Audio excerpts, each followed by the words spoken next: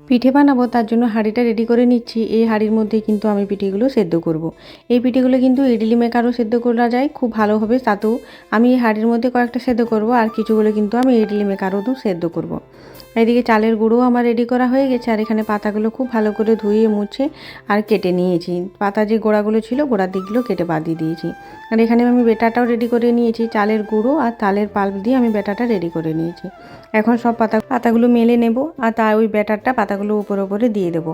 এগুলো করতে কিন্তু অনেকটা টাইম লাগে, যেহেতু আমি একাই করছি, দুজনে মিলে করলে কিন্তু এতটা সময় লাগতো না। তবে এই পিঠে আমার মা খুব ভালো বানায়। আমি আগে একবার বানিয়েছিলাম, আর এটা আমার দ্বিতীয়বার। এই পিঠে করতে অনেকটা সময় লাগে, আর অনেক কিছু করতে হয়, তো তাই একার জন্য খুব বেশি ঝামেলা হয়ে যায়। যদি সাথে আরেকটা কেউ করে দিত তাহলে কিন্তু খুবই সুবিধা হতো। আর এখন দেখুন সব পাতাগুলোতে আমার ব্যাটারটা দেওয়া হয়ে গেছে। এর উপরে কিন্তু এবার পুর দিতে হবে। এখানে নারকেলের পুরও দেওয়া যায়, তবে আমি দেব খোয়া বা চাচির পুর। অনেকে কিন্তু খোয়া বলে এটাকে, চাচি পুর বললে হয়তো বুঝতে পারবে না।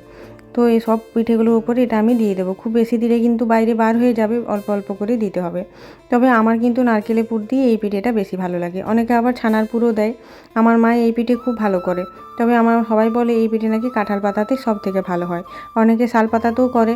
আমাদের বাড়িতে কিন্তু শাল পাতাতে হয়, মানে আমার শ্বশুর বাড়িতে।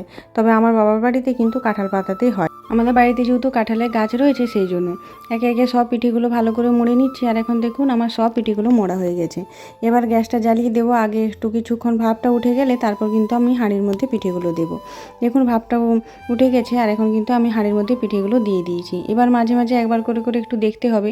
একবার দেখে নিলাম পিঠেটি কিন্তু আরও কিছুক্ষণ সেদ্ধ হবে, হয়নি এখনও ভালো করে, সেই কারণে কিন্তু পাতার গায়ে লেগে যাচ্ছে। আর দেখুন আমি গ্যাসটা অফ করে অনেকক্ষণ রেখে দিয়েছিলাম, আর আমার পিঠেগুলো কিন্তু একেবারে সেদ্ধ হয়ে গেছে। আর পাতার কালারটাও কিন্তু পুরোপুরি চেঞ্জ হয়ে গেছে। আর দেখুন আমার পিঠেটা কি সুন্দর উঠে গেল।